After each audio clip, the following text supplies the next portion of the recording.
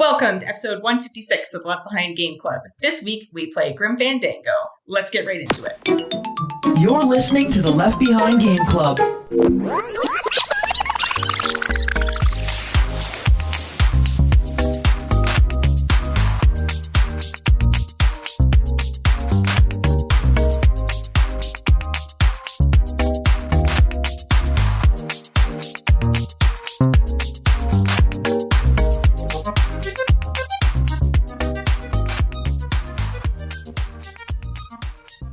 Welcome to the Left Behind Game Club, our never-ending attempt to make sure that no game is left behind.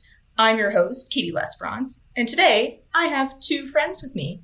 The first friend, you know him, you love him. His name is Michael Ruffalo. I'm so excited to be here and talk about another Tim Schafer game. Tim Schafer's the man. And our second friend, the first time joining us on the Left Behind Game Club. He is a podcaster. His name is J.E. Hey, that's Crowd me. goes wild. How y'all doing? We're doing Pretty great. good. Awesome. We're doing great. Thanks for being here, Jay. Yeah, no, this is exciting. Always meant to play this game, and this gave me a reason to finish it, finally. You are a number one choice for an adventure game, like J.E.'s top of the list. Yeah. Adventure games are my thing. Yeah. Are they really? Yeah, they are my thing. As some of give these me the- questions might reveal. Okay, give me the backstory. Like, what is your earliest adventure game? All of it. Yeah, so backstory. Way back when I was a wee lad. I'm thinking like this is probably like 93 to 94. I have most of my cousins are older. So one of my cousins already graduated college. I'm just this little kid running around annoying him, and he was always into computer games. And of course, back in 93, that's pretty much all you had, computers and arcade, right? And he would always play this game, The Secret of Monkey Island. It was actually Monkey Island LeChuck's Revenge. And I would always ask him play video games so I could watch, right? I'm not big enough or smart enough to actually play any of these on my own, but I'd like to watch him play. And I didn't know English at the time either because my parents taught me Korean really little. So my cousin literally would have to translate the entire game to me because if you don't know, Monkey Island is a point and click adventure game, completely text based. It's if you don't know what they're saying or what is the subtitles, I guess back then there weren't any voiceovers, so you couldn't read English. You had no idea what's going on, so he had to translate everything. I didn't know. I was no help to him. Probably annoyed him more than anything. But that was my first introduction. And then when he kind of started getting more into Xbox as that started coming out and got over his Nintendo systems, he pretty much gave me all of his old games, old consoles, everything that he owned was pretty much mine. So I got his NES, I got a Super NES, I got his computer games, and the ones I gravitated towards was Monkey Island, the first one and the second one, since he gave me both. And that's pretty much been the majority of my gaming up until I was like 7, was playing Monkey Island 1 and 2, just because they are very difficult games, especially if you don't really have a good grasp on logic and the English language. Obtuse logic. Obtuse logic. Well, logic that makes no sense at all. And sometimes they're puns, like the famous monkey wrench puzzle from Monkey Island 2. Terrible puzzle, by the way. It's a terrible puzzle. I don't know if you guys played Monkey Island 2, but Yes, absolutely, I have. That puzzle frustrated me. Took me years as a kid, actually, like actual years. So I will say, and maybe we're hopping around a little bit from our usual format, but I am not your typical puzzle gamer. Yeah. I love puzzles. I always find adventure games to have really obtuse puzzles that make me more frustrated and upset when I figure it out than gratified. Mm-hmm. And without spoiling too much, I felt a lot of the same here. Yeah.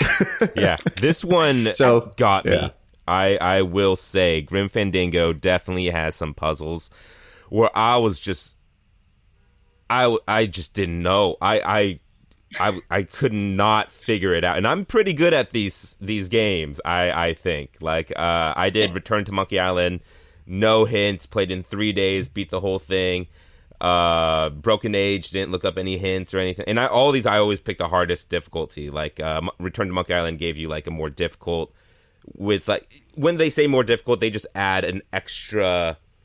In Grim Fandango, the occasional extra step to a puzzle. Occasionally, you finally figured out this puzzle, and they're like, "No, you just got another hint to the same puzzle, so now you could go have fun with that." So they just add extra steps. Mm-hmm. Well, that kind of leads into the Gauntlet, which we do with our guest hosts, our people that come on.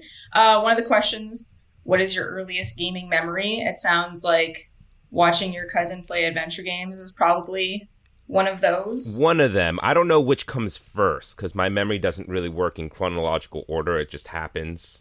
I just have bursts of memory. I'm like, oh yeah, I remember that. But it could have been before, it could have been after. But we used to go to, in my head, it's a Pizza Hut, but it could just be some random pizza spot. But they had a Donkey Kong Jr. arcade machine. And I would play that every time we went to go get pizza. I would ask for quarters, throw that in there, and then that would be 20 minutes of fun until my parents wouldn't give me any more quarters. But Donkey Kong Jr. also was a really strong core memory for video games in my head. So much so when it was out on what is it, Super NES or is it NES? I don't remember which one it came on. But I had the cart and I played that all the time.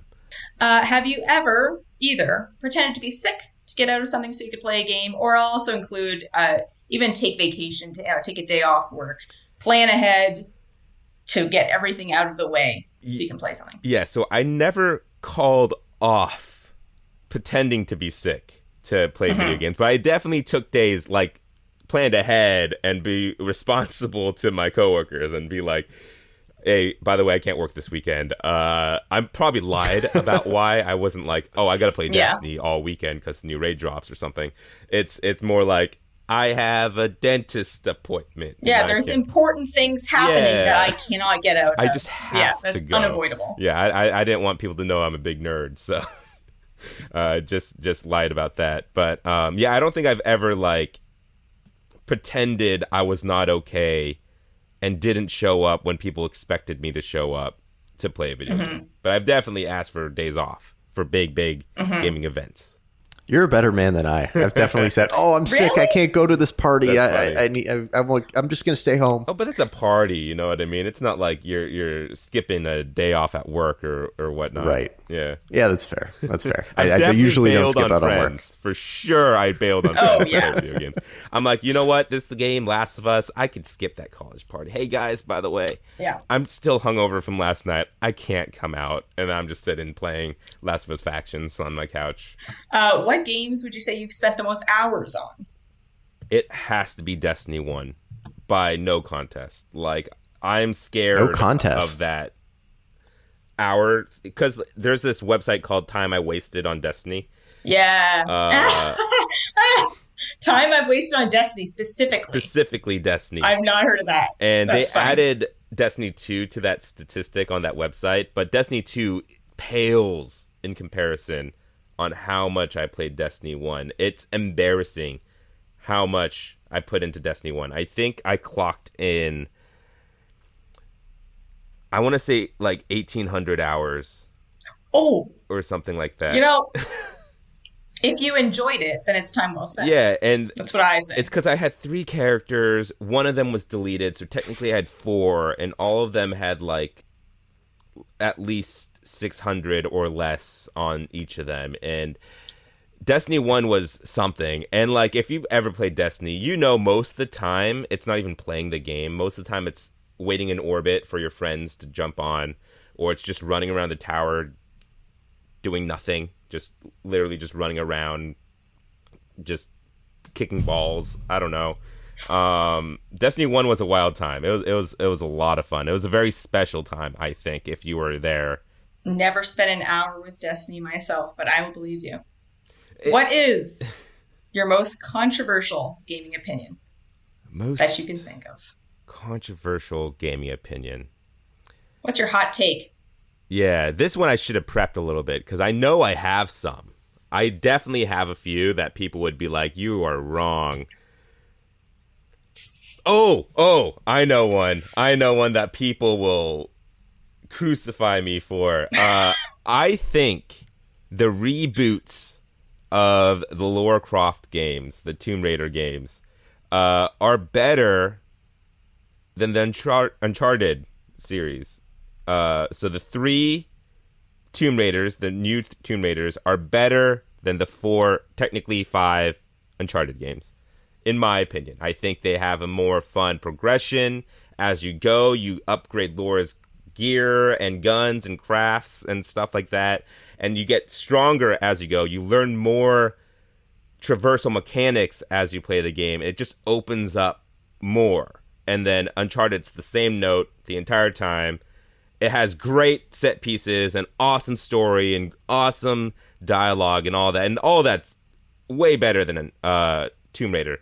But overall, the fun I'm having minute to minute, I'm having more fun in Tomb Raider than I am in Uncharted. Makes sense. Yeah. Also, wet hair effects are better than wet shirt effects. So, yeah, I'm with you. And those brutal death scenes in Tomb Raider. Tomb Raider. Yeah. Horrible. Yeah. Horrible. Like, I cringe just thinking about them. It made me not want to die. Where in Uncharted, I died hundreds of times. And I'm like, it's fine. I'll just try it again. I've got one last question in the gauntlet I want to throw at you. Who is the superior Mario brother? Mario or Luigi? I mean, it's very important. It has to be Luigi. Thank you. He could jump higher. Yes. He's green. Green's Jay, I knew I liked you. Cooler color. And he's just a nicer guy. Mario's kind of a dick, you know? Yep. There's the infamous, what is it? Mario, is it Mario Strikers? Mario Strikers, where like he like rubs his foot into Luigi's foot every time Luigi wins. And I'm like, what is this? Why did you guys put this in there? I'm not familiar with that, but I'm adding that to my pool of evidence as to why Luigi is the better brother. It's been hotly contested between the hosts. Oh, yeah. Yeah. All right. But today, we're going to be talking about Grim Fandango. As we said, an adventure game, which is why we're here. It was developed and published by LucasArts. Not recently, in 2015, it was remastered by Double Fine Productions. Tim Schafer, the developer, the main developer with LucasArts on the original game. Double Fine and Disney got the rights to it, so he came back to his old game, did the remaster. Originally put out on Windows, the remaster was put out on Windows, Linux, macOS, PS4, PlayStation Vita, Android, iOS, Nintendo Switch, and Xbox One. Original release was October 30th, 1998, and the remaster was in January 2015. We're going to start off with the fast pitch, which is a one-sentence description of the game that we're going to talk about. Who would like to go first? I will go first. And I will say that Grim Fandango is a point-and-click adventure game set in a neo-noir, Aztec-inspired world. An very good. Epic journey through the land of the dead as one finds his true love and the lessons they learn along the way. Very good. You both stole most of my points. So, you know what? I'm going to say it is. I'm going to say that it is a buddy comedy with puzzles. Oh. With Mandy. Who's our buddy? Glottis? Of course it's Glottis. I'm just double checking. The best character in the game, in my opinion. Yeah. He's your best buddy. He's great. Yes, we'll get to characters. Absolutely. The time capsule we'll dive into first before we get into the game. The same day, released in 1998, Medieval. How do you say that game? Medieval. I've never... Medieval? Just Medieval, right? Yeah, Medieval. I guess. They just try and mix you up a little bit with those different capitals and stuff. Yeah. And then on October 31st, a game called Dual Heroes, which was apparently a very bad N64 fighting game. Never heard of it. So there's a couple games around then. But that year was full of ridiculous releases. Oh my God, that fall. The whole year, but also in the fall. There was Legend of Zelda Ocarina of Time in November. Half-Life came out. The original Gran Turismo came out. Metal Gear Solid, Baldur's Gate, Resident Evil 2, StarCraft. Just a bonkers year for games. Baldur's Gate 1 or 2? Sorry to interrupt. The original Baldur's Gate. Oh, really? Yeah. Oh, yeah, you're right. Sorry, it was RE2. Yes, and the OG Baldur's Gate. Yeah. Mm-hmm. And OG StarCraft. And StarCraft, man, changed the world across the pond over at in Asia. Mm-hmm. You both have already talked about your experience with adventure games. I'll just fill in and say I also adore the Monkey Island games. Started playing them when I was a little kid.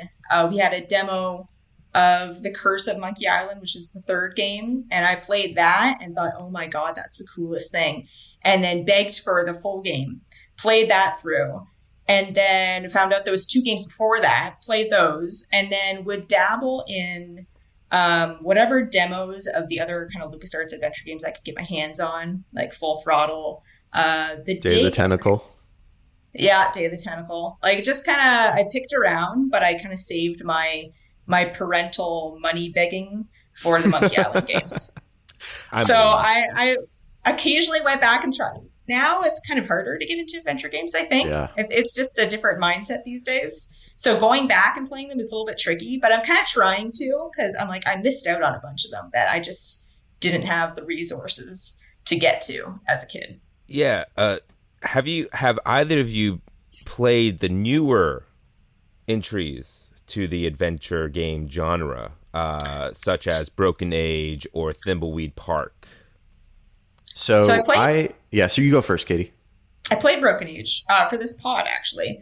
I got a tiny bit frustrated. I think it's a time crunch is not well suited to playing adventure games, which is why as a kid it was great because I only had so many games. And so it's like, no, this is the game I have, and I will spend hours and hours and hours trying to figure it out because I don't have access to that many things. Thimbleweed Park. I don't know what this is. Oh, Thimbleweed Park was a game made by Ron Gilbert, who is the man behind all the Monkey Island games, and essentially almost, I wouldn't say founded, but I would call him the father of adventure games. He created the Scum engine. Tim Schafer essentially studied under this man, and they are good friends till this day from what I could tell on Twitter. I don't really know. But he is the adventure game guy, and he went on this huge hiatus, did not make anything for a really long time, and he kickstarted this game called Thimbleweed Park, and he pretty much was like, this game is going to be true to form. I'm using pixel art, and it's going to be the point-and-click adventure game that you guys remember from the 80s. It's just going to have way more beautiful pixel art because we could do things that we never could have even dreamt of back in the 80s. And it was really good, really fun, like time manipulating type of point-and-click adventure game. It was a cool take on a classic style point-and-click, but brought to the modern era before what he did with Return to Monkey Island that came out earlier this year.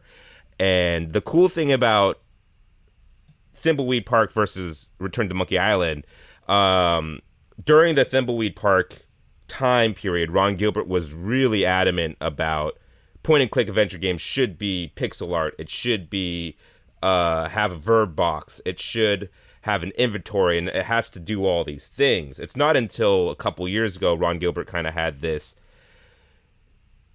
I don't know how to describe it, but he kind of was like, he kind of relaxed on his hard rules. He was like, I've kind of realized I was not wrong, but I was a little too adamant about these things. So now I'm going to make Return to Monkey Island with this new art style, without a verb box, without all these traditional things. And I think it turned out to become one of the greatest Monkey Island games I've ever played. And honestly, it might be my game of the year right now, Return to the Monkey Island. Wow. I know that might be my hot take, actually. Return to Monkey Island is my game of the year 2022 over Elden Ring and God of War. But I haven't played God of War yet, obviously. But, I played Return to Monkey Island. Also picked up Day One. That was very exciting. So yeah, I've played a couple more recent ones, but I'll have to check out this Thimbleweed Park. It's great. Mike, you're going to answer whether or not you've played any recent. Yeah, I would say that I like the Telltale adventure games. I like the Batman. I like the Walking Dead.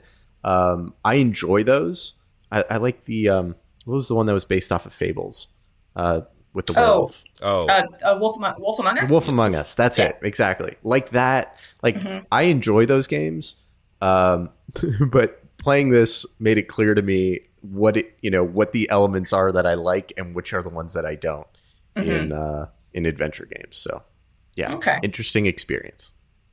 So speaking of Grim Fandango, the world, I think, of Grim Fandango to me is the most interesting part of this game. Does anyone want to kind of lay out the world and kind of the setting for us? Yeah, I'll take a crack at it. And Jay, feel free to like hop in and add to it or correct me if I get some things wrong. But the world is largely built off of, I think, like the Aztec mythology around what the afterlife looks like, and with a combination of Dios de los Muertos, like the Day of the Dead, in Mexican culture. And you take the role of a salesman of life packages, or essentially afterlife packages. It's a travel agent. Yeah, travel agent. Along your way through the afterlife to getting to heaven or hell. And you end up finding corruption along the way. And I think what's really interesting is like ancient Aztec beliefs were like you're buried with two sets of gold.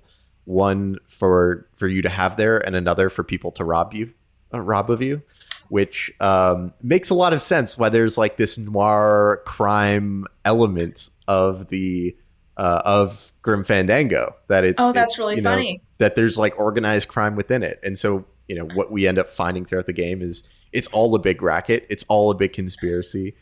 You've been set up the whole time. Spoilers. Are we spoiling the game during this podcast? Yes. Or are we jumping around it? We will. Okay. We'll jump around a little bit longer, and then we'll set kind of a spoiler time and say from here on out, wide open. I'll try and not at the end of the game, Manny goes to space and finds the Martians.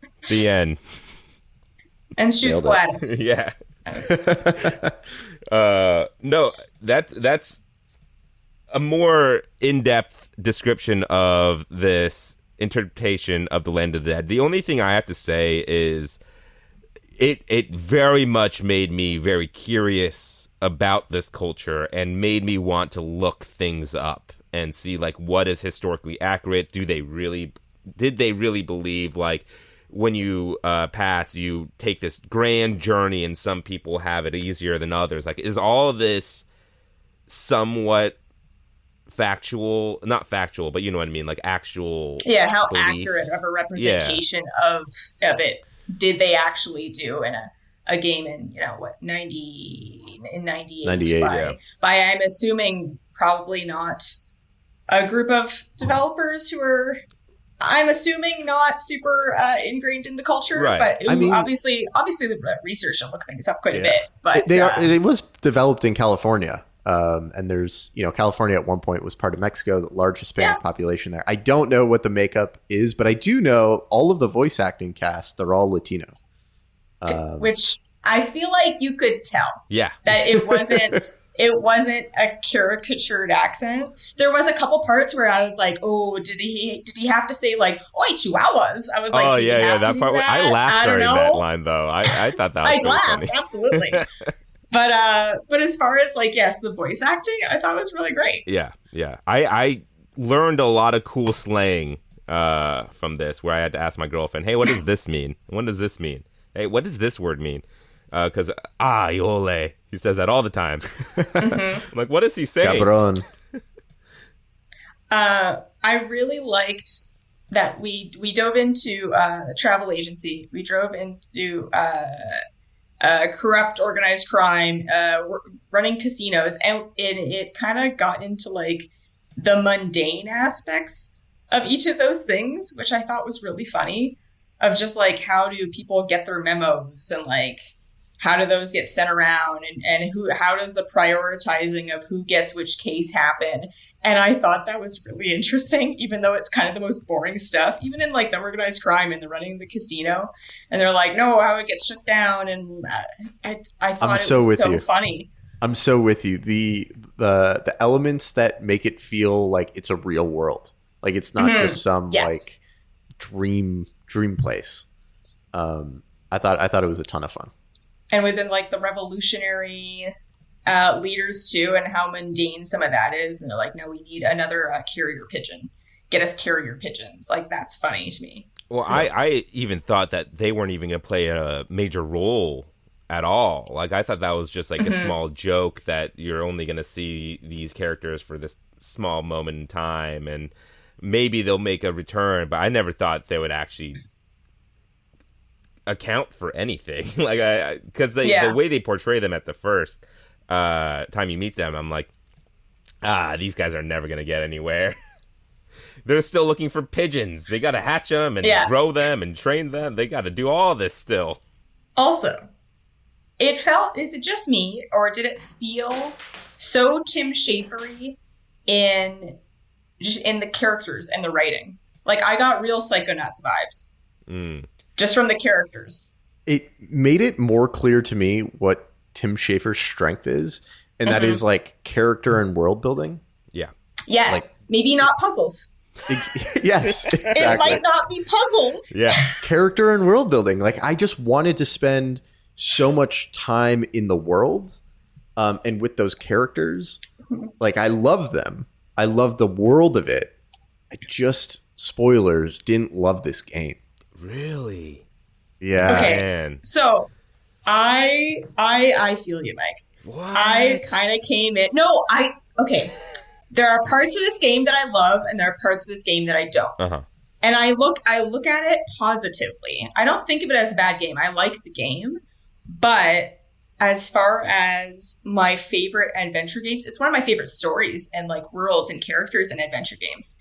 As far as my favorite adventure game, it's not, because I don't think that they set up a lot of their puzzles very well. No, not at all. I don't think, like, some of them are so obscure in a way that you have to accident your way into your solutions, like, way too often to me. Where I'm like, I know I need like a little bit more, not hand-holding, but like, I need you to like breadcrumb me just a tiny bit so that I go, oh, what about this thing over here?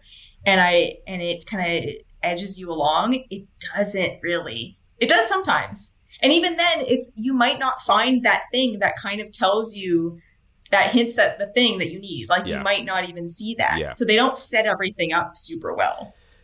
I 100% agree. I think the puzzles were, a lot of the time, they're so hard. They were atrocious. Like,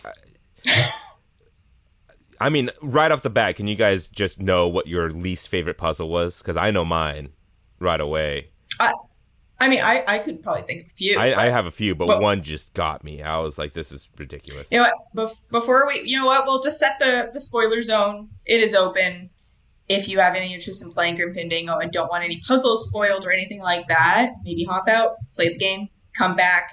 Because, we're in the spoiler zone. So, what was the one? What's the most hated puzzle for you? One that it broke me to the point where I was like, I have to look it up. Like, there's no way I'm figuring it out.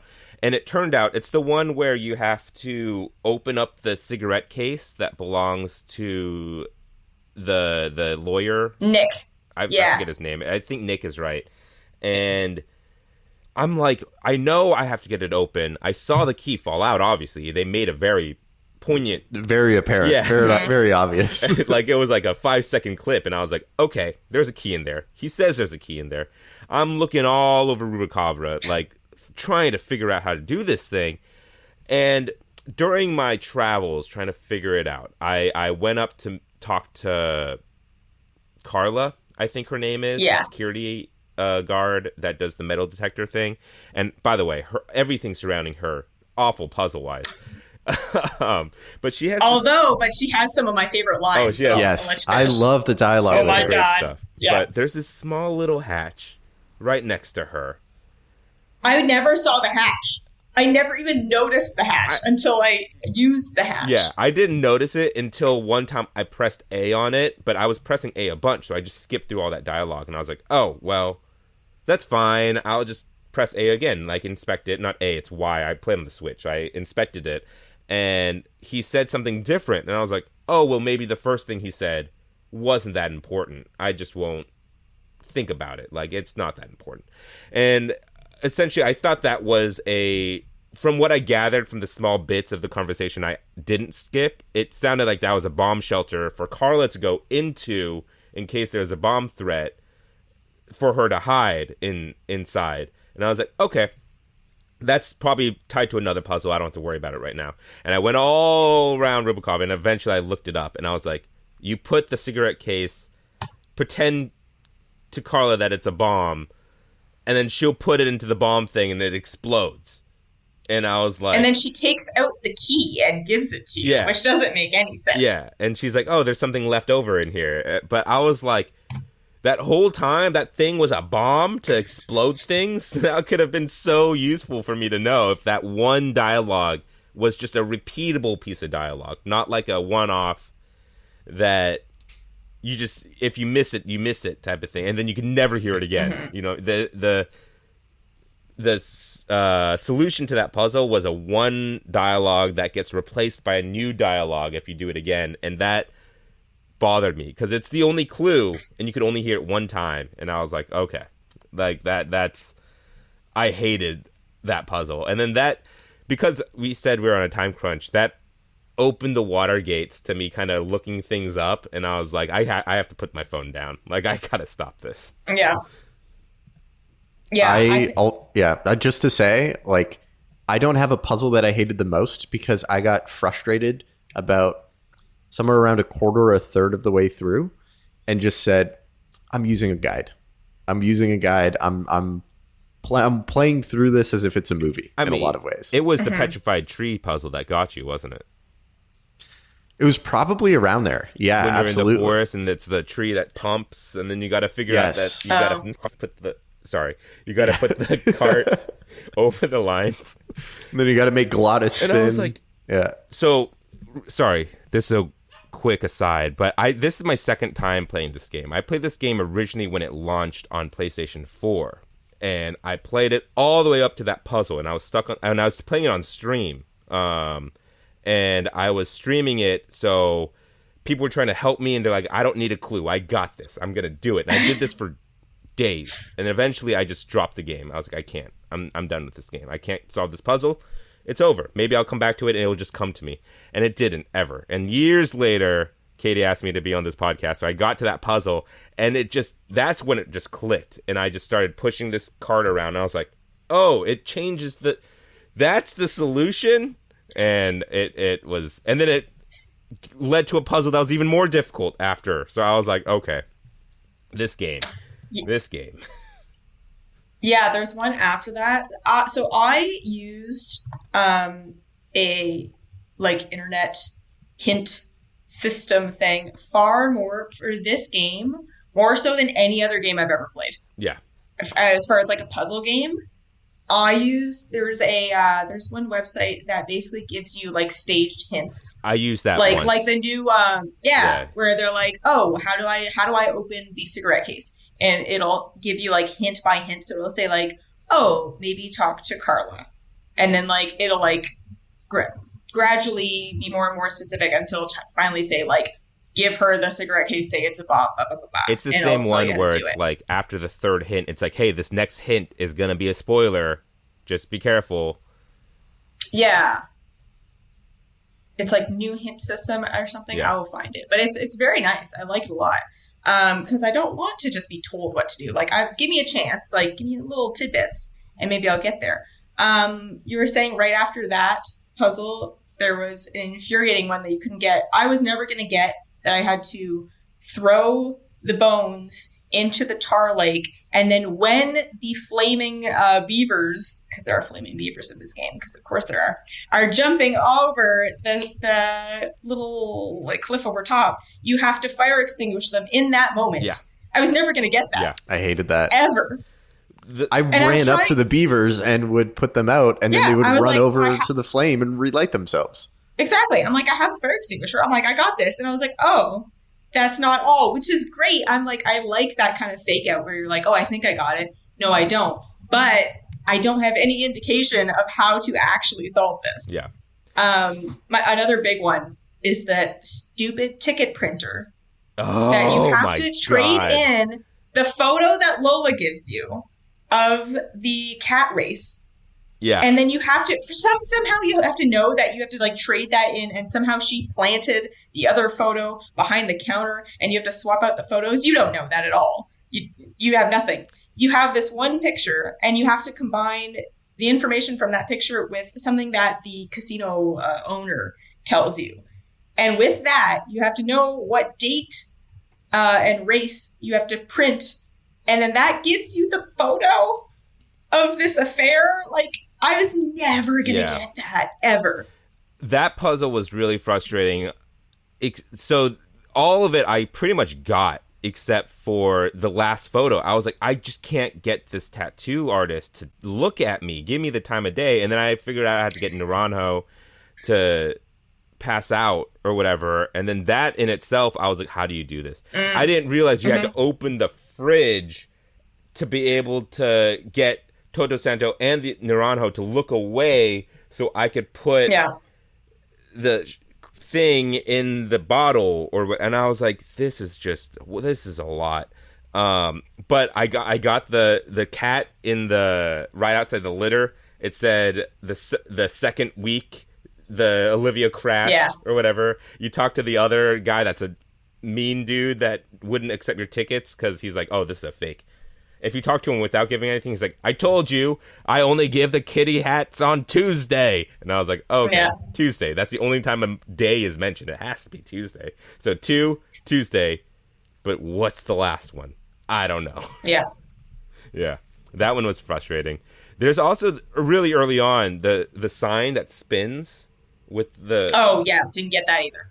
It took me forever. You have to move the sign. You can just pick it up and move it. Yeah, that's all you got to do is just move the sign. Yeah. And I'm just following. I'm putting it down. I'm driving into the hole that the sign tells me to point to. And I'm like, none of these are working. It's taking me nowhere. And eventually I was move the sign. I was like, stupid. Yeah. Yeah. It's very frustrating. Yeah. My other frustration is just, I appreciate what they tried to do as far as making it, try and make it 3D and trying to make like the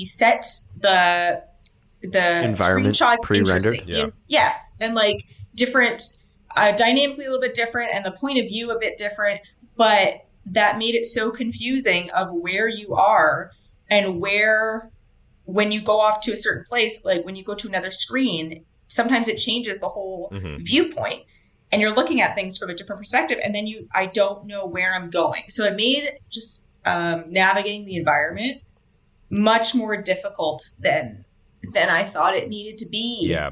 Most times I couldn't solve puzzles because I didn't even know you could go to a specific area at all. I didn't even know this whole area existed. And I looked it up. I was like, oh, it's because I just didn't know there was 2 other screens that I had to explore and get items and hints and puzzles and stuff.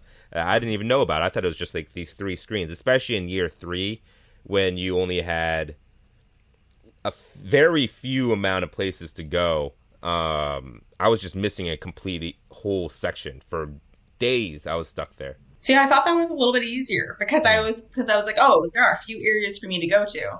Yeah. So it's more contained. Like the puzzle was a bit more contained, so I could figure it out a bit better. Right. And usually I like it when puzzles are sprawling out to a lot of different places and I kind of have to piece it together.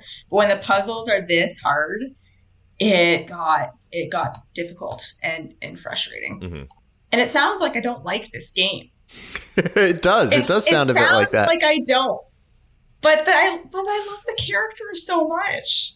I'm so with you. I would love to play any other type of game in this world with even these just characters. A new one. Even just a this. new Grim Fandango. Finishing this game, I was like, I would love this to be from the ground up, just remade, put it in the art style of Return to Monkey Island or like Broken Age or something like that. Get all the returning voice actors, those who can, and just do this again, but with a different like mode of going from point A to point B, because obviously they would have to redo all the scenes and stuff if they're going to redo it from the ground up and make it fully 3D explorable.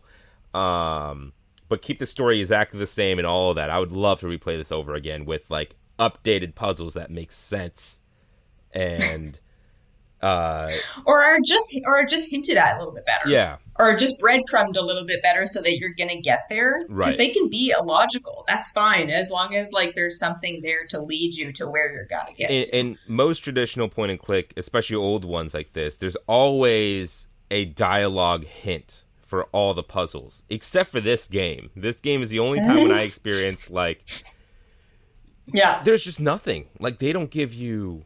You just have to know, like, oh, because of this, I have this item, and I remember from forever ago. There's this one place. I just have to know that they go 1-to-1. Whereas other games would be like, oh yeah, I wonder how that bomb shelter is happening in Carla's thing. That might be like they would hint at it. I don't know how they would do it. I'm not a game writer, but you know, especially one that's as complicated as this one. But no, like I would love a remake of this or a sequel. I wouldn't. I don't know how they would do a sequel. It'd have to be a whole new characters or something. But another game in this world would be amazing. I really love the world building. I really love the characters. I just didn't really love this game. Yeah. I think I can totally see why at the time in '98 this was such a stylistic game. The voice acting's really good. The writing's really clever. Like for the time, I can see this game being phenomenal. You know, like a very easy 10 out of 10. Yeah. Especially with what the expectations were in terms of adventure games. But boy, I'm just not feeling it today in the year 2022, you know, in the future years. Yeah, no, that's totally fair. In 98, it probably is one of the best stories ever told in video games. Because even till today's standards, I think this story holds up pretty well. Still. Yeah, the writing holds up. Yeah. The writing is funny. It's like even I think we briefly mentioned earlier, Carla, once you get her to take you into like the back search room and she starts talking and she like has a thing for you, but so she's like, oh, you just got back here to get my metal detector. And at first I was like, no, not at all. And she'll just keep talking and talking. And you can make little interjections. Like she'll be like, oh, something about dates. And you can say like, I never really liked dates. And like you put that out there, but she just keeps talking. Yeah. And eventually she gets to start, if you just let her keep going, she talks about like her mother and how much she hates her or something like that. Like it gets dark. And she gets really angry about random things and she like delves into her childhood traumas and stuff. And I'm like, whoa, this is taking a turn. And it's hilarious. And the whole time you can be like, yeah, sure. Oh, how about that? And then once she gets uncomfortable, all your comments are just like, okay then. And like Manny's just getting more and more uncomfortable.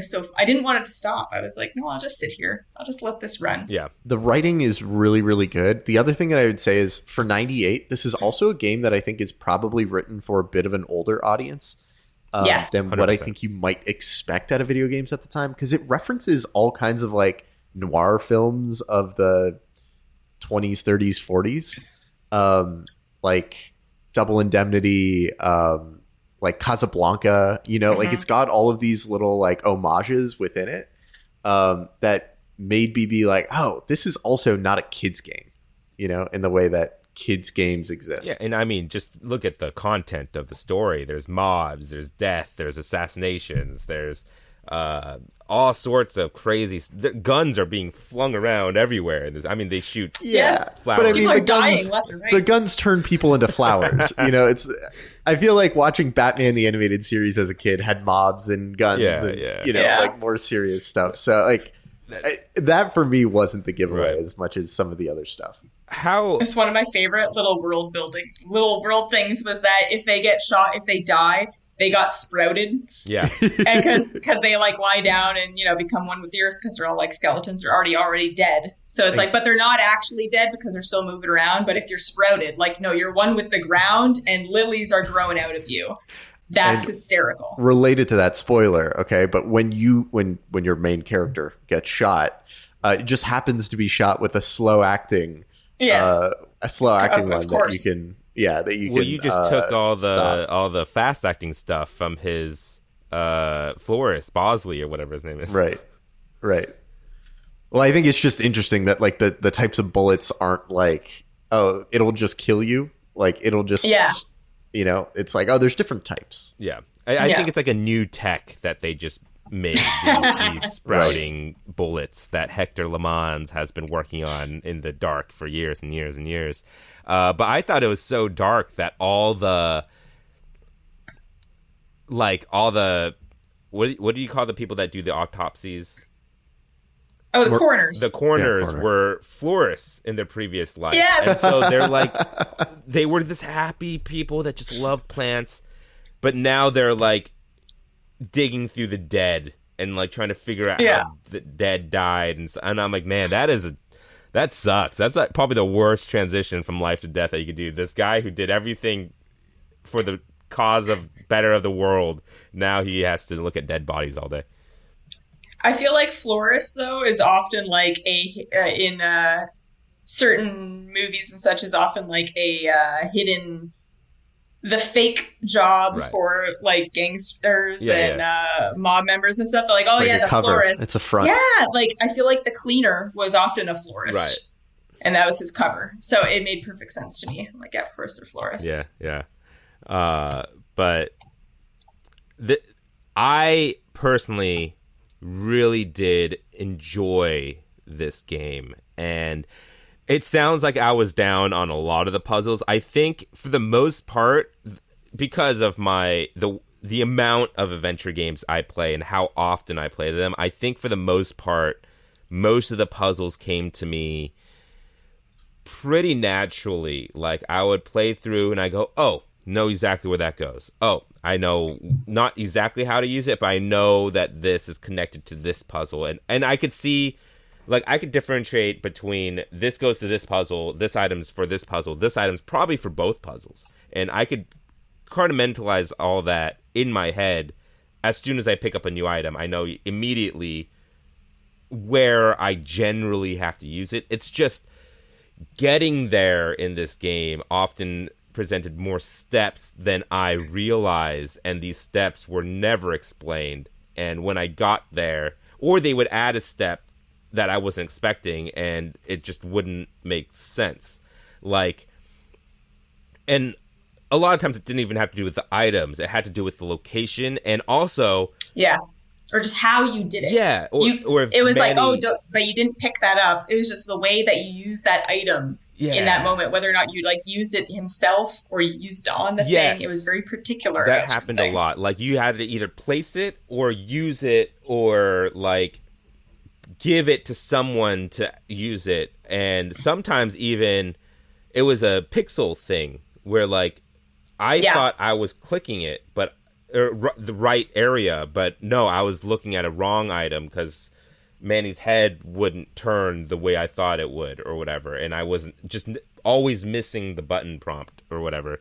That happened a lot on the last chapter near the very end when I was like trying to find Salvador in the back, I just couldn't find the right spot. And I also, there was in Toto's, the tattoo guy's place, I just never could hit the bottle. Even if I was right next to it, he always said, but it's empty. I'm like, I'm not looking at the cabinet, I'm looking at the bottle. That I reminds didn't even me. see the cabinet. Do you know why? Like, I couldn't figure this out. Like, a lot of the characters have, like, they're named after fruits.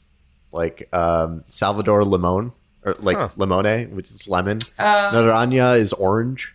I never noticed that. I mean, yeah, I wasn't sure what it was like meaning, like what it meant, what it was referencing, because everything has like a bit of a what's it called, like meaning behind it. You know, like Manny's last name means skull. It could just be Tim Schafer's sense of humor, you know. Right. I feel like that's just funny that people are named after fruits and puns. That's fair. That's fair. I made fun of one of my high school teachers because his last name translated to chestnut. So I'd call him Mr. Chestnut every day. That's pretty I'm good. sure he loved you. No, he would say, Ruflo, I'm going to suplex you through this table if you keep it up. So, yeah, not a fan. Yeah, I totally agree with you, Jay, that that there is a like certain lingo that you just develop playing a lot of these games that you just kind of figure out. You intuitively start to know how you can use things and where they go and kind of what category you're going to put certain items in. Kind of like with any game, if you play a lot of RPGs, you know the ins and outs of RPGs, right? You like it. I think you can apply that to a lot of different game genres. But that's the thing with this game, is that there would just be something hidden that would not stand out to me, that I wouldn't grasp. Like I said, in that tattoo artist room, I didn't even know there was a cupboard there. And then I had to look at my hint, and they're like, yeah, get the thing out of the cupboard. I'm like, what cupboard? And then I went back, I'm like, oh my God, there's a tiny little cupboard above this counter that I would have never seen. I don't even know. I was waiting to use the freeze spray for a long time. I kept on trying to use it on so many things. Same. And I'm like, I'm going to be able to use this again. I still in my inventory. I know I can use this again. And then when you get shot and you're starting to sprout, and I'm like, oh, it's time. It's time to break out the freeze spray. I knew it. Yeah, that one always got me in the freaking grinder in that last year. I kept using it on everything. I'm like, I just don't know what I'm supposed to use this for. There's a lot of hidden jokes too. Like, did you ever use the grinder on top of the actors that were in the suits? No. If you use the grinder on top of the ladder and grind some bone on there, he would be like, hey, have you ever thought about dandruff shampoo? And then the other guy's like, no, why? He's like, no reason. And you do it again. Yes. You know, dandruff shampoo is actually really popular nowadays. Hey, what are you getting at? No, nothing at all, nothing.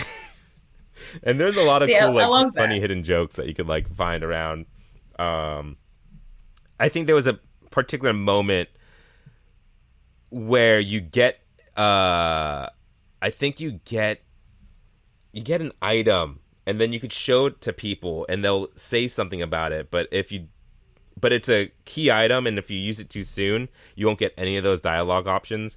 And it's just like small jokes like that are hidden throughout the entire game that just rewards people who are stuck, because you are using this item on everything. And that's what was my favorite thing about Monkey Island, was if you use the wrong item on something, there's usually a joke attached to it.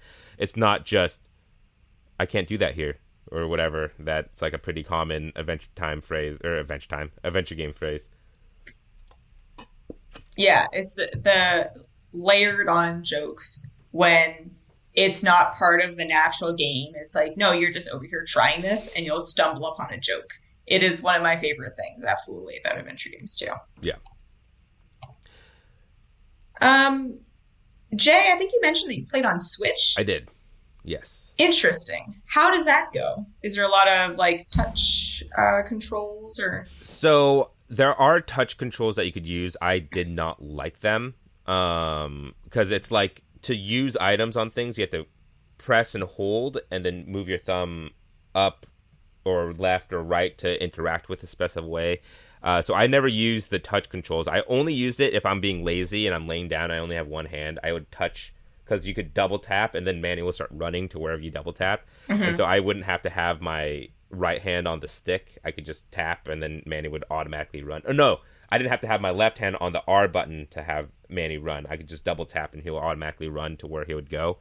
But for the most part, I didn't really use the touchscreens besides that. But I, especially during year 3 and 4, I got a lot of audio and visual bugs. I don't know if you guys got any of those, where like Manny would be holding a cigarette indefinitely and he'd just have a lit cigarette on all the time. Or sometimes his arm would be in the back when he's seated down, so his arm's clipping into the back of a couch or something, but he's like sitting and having a normal conversation. I got a lot of bugs. So I did not. No, I had no bugs. I was on PC. And how did you go about controlling? Did you use the mostly a controller? Mostly Really? a controller, yeah. Which for the most part worked really well, but sometimes when you move from one screen to the next, like let's say you're holding right and you want to go on the right side of the screen into the next frame, sometime holding right would make you actually then go back to the screen that you came from. Yeah. Which, you know, modern design doesn't do, but games from 98 do. Quick question on in terms of where was I going with this? Controller? Yeah, yes, controller. So one of my biggest issues with Grim Fandango towards most old point-and-click adventure games is obviously you played most of these on PC back in the day, so you're using your mouse to have a cursor around the screen. And in a lot of adventure games, when you put a cursor over something that is interactable, on the bottom of the screen it says Carla, right? Yeah, it'll say what that thing is. Yes. And then sometimes it says walk to Carla, talk to Carla, if it's a verb box game. But even in a game like Grim Fandango without a verb box, it would be like go to Carla, and then you'd look over to her left. It would be like metal detector, and then it would go stack of files or whatever. I found the most frustrating thing I had with this game was I just didn't know what was interactable and what wasn't. So I found myself trying to interact with items that had no interaction whatsoever. So I would like use the liquid nitrogen on this random pixel that's on the wall because it looks like something important and it looks like I could use liquid nitrogen on it, but I can't. And all Manny says is, "Oh, it's almost empty. I should probably save it." You know, I just wish there was a way to know this pixel is a real pixel versus this is just set dressing. You know, did you have that on PC? Did it? If you put your cursor over something, would it say something or? It would be very similar. So I also played on PC. I did not even mess with like directional controls. I played the whole game point and click with the mouse. And like it's meant to be played. But so, yeah, exactly. And also I always have terrible memories of, but to me, the disastrous, I still enjoyed it, but the disastrous fourth Monkey Island game, which used tank controls. And I hated it so much that I'm like, no, I'm not using directional controls for this because it brings back bad memories. But if you hover your mouse over interactable items, it does change the look of the cursor. That's so helpful. And I believe it does say what the item is. And then, but not specifics. Like you'd have to say, like, look at the item, and then you'd get a bit more description. Also, inventory. No, thank you. I don't like this inventory system. Yeah. I don't like scrolling through my items. I want to see them all at once. I want to see them all laid out for me. I don't want to go flipping through each thing that he has in his jacket, and then every time he takes out his scythe and he click clacks it open. I'm like, the first few times I was like, oh, that's cool, and he click clacks it back. But then when I'm trying my scythe on a bajillion different things and I keep pulling it out, I'm like, can I just skip his clacking his scythe open? I like that it is functional and that they've made it so that he has a scythe that he can put in his inside of his jacket pocket. It's a nice world thing, but I don't want to watch it happen a billion times. Yeah, I'm with you.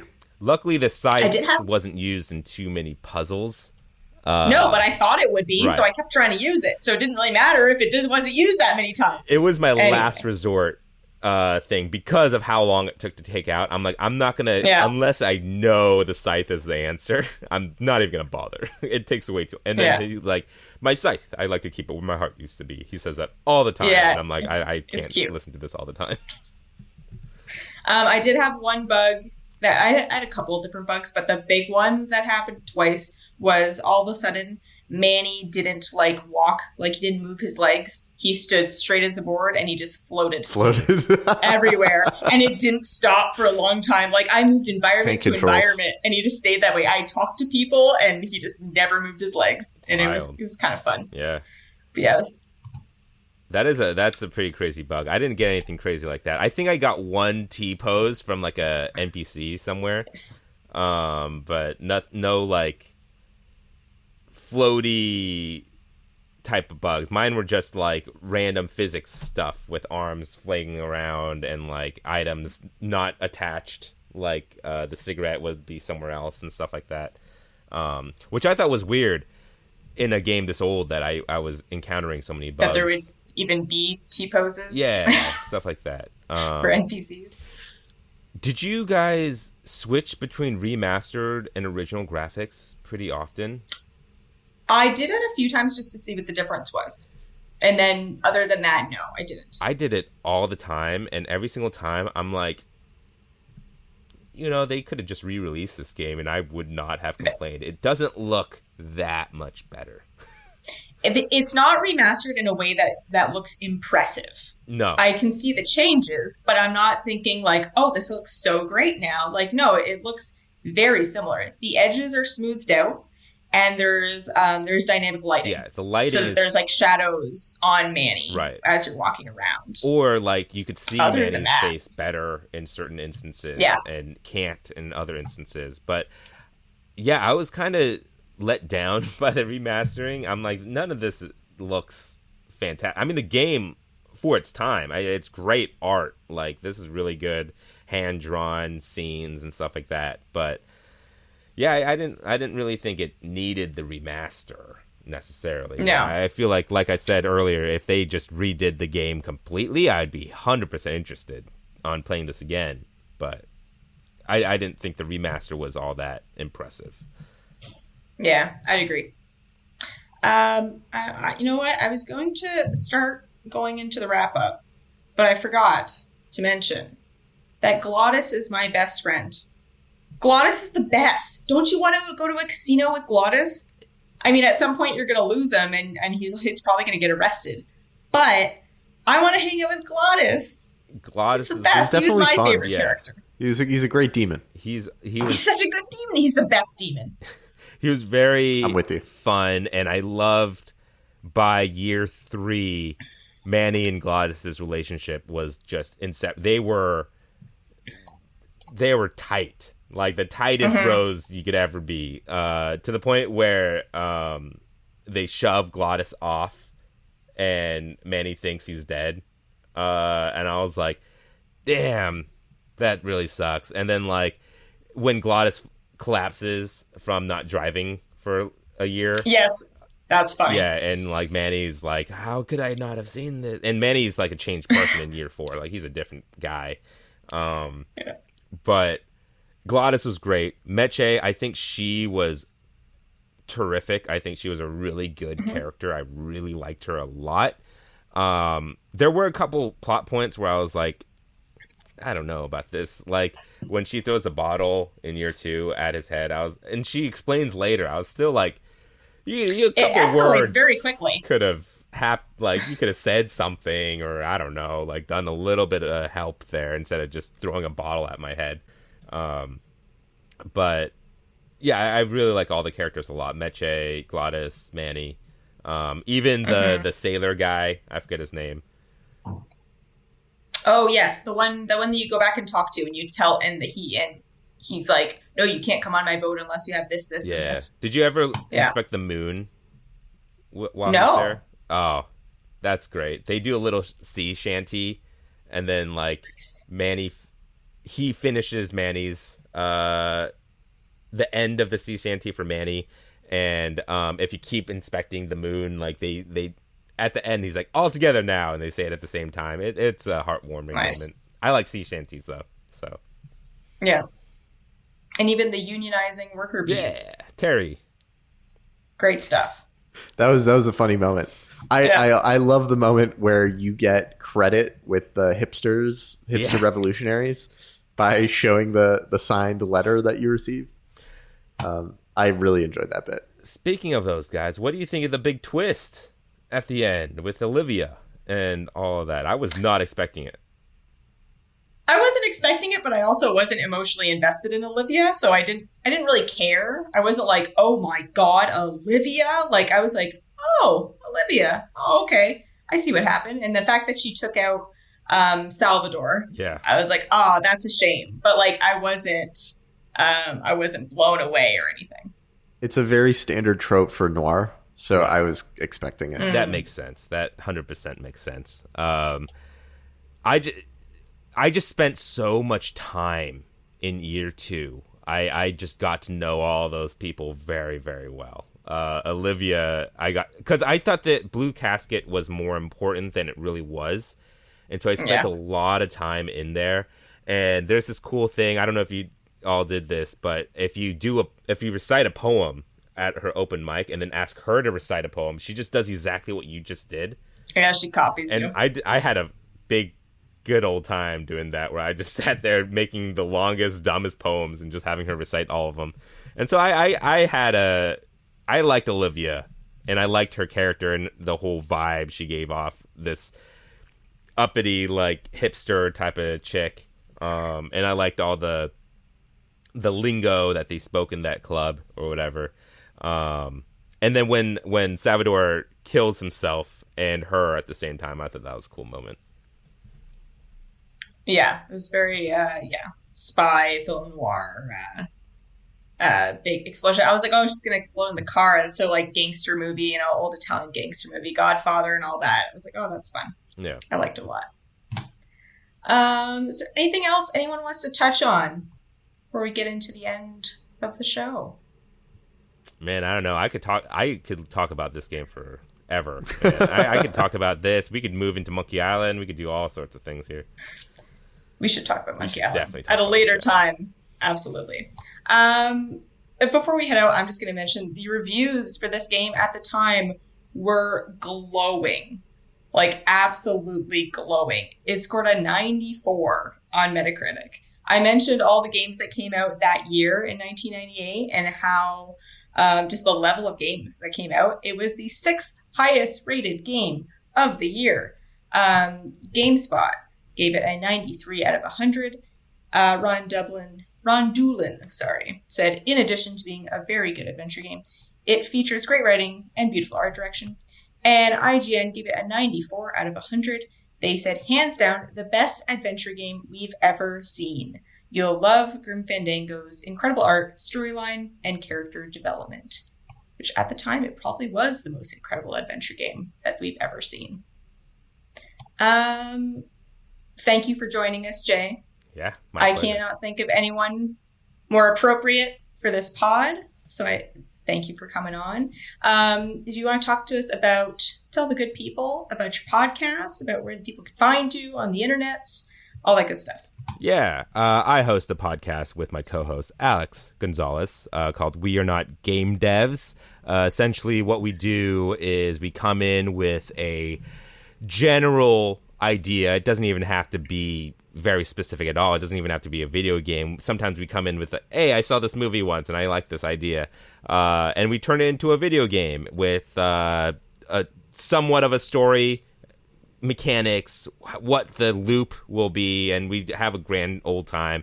It's usually about 45 minutes to an hour of us just making up a game. And then at the end, we're like, damn, now I wish that video game was a real thing. And it never will be, probably.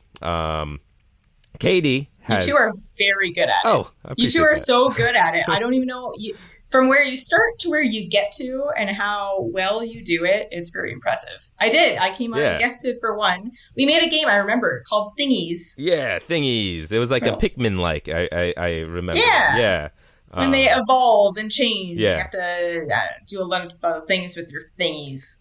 With thingies. That was the name we came up with. Hey, you know what? It's a good name. It works. Everyone would remember Thingies. Exactly. I mean, we got games called Tamrin now, so there's all sorts of names out there. Or Bugsnax was another random name for a game. Was Bugsnax out by the time we made Thingies? I don't think so. I don't know. Yeah, It'd probably be pretty close. Yeah, probably around there. But yeah, that's essentially what we do. We are not game devs on all your favorite podcast platforms. And yeah, I also stream on twitch.tv/@pound if anyone wants to do that. But I haven't done that in months because of current personal situations.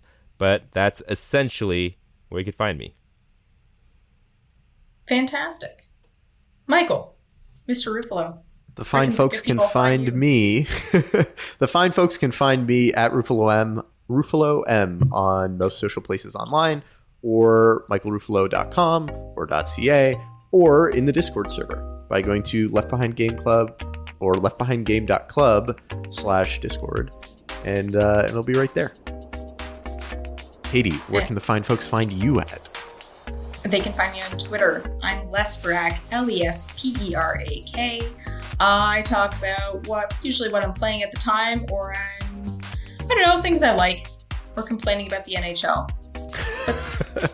What's in your bonnet with the NHL lately? That digital board. I'm still mad about the digital boards. I'm still mad. At first I was like, these are fine, but now they're hard to watch. They move. They move while players are playing in front of them. I don't need movement in front of movement. That's ridiculous. Anyway. Or I like cat videos. That's kind of the range that we're looking at. You can find all things Left Behind at leftbehindgame.club. We are on Twitter at leftbehindclub, Instagram at leftbehindgameclub. And if you like this show, you could please do us 2 favors. 1, send it to a friend. That's how people hear about podcasts. And 2, give us a 5-star review on your podcast platform of choice. And if it's 4 stars, as Jacob would say, don't bother. Don't bother.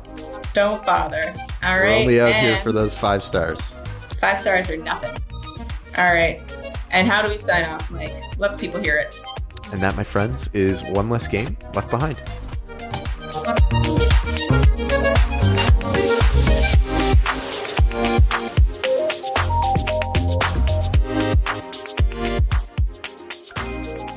Hey, I'm Jacob McCord. I'm Katie Lesbrance. And I'm Travis Colnut. We are hosting a brand new podcast called Cutscenes. There are tons of video game podcasts and tons of TV film podcasts, but we're going to bring you the intersection of both and talk about video game, movies, and TV. I know what you're thinking. Aren't most of them not very good? Wrong. Some of them are fine. And we're going to tell you all about them. Make sure to subscribe on your podcasting platform of choice. Follow us on Twitter at cutscenes_pod. And most importantly, give us a listen. See you soon.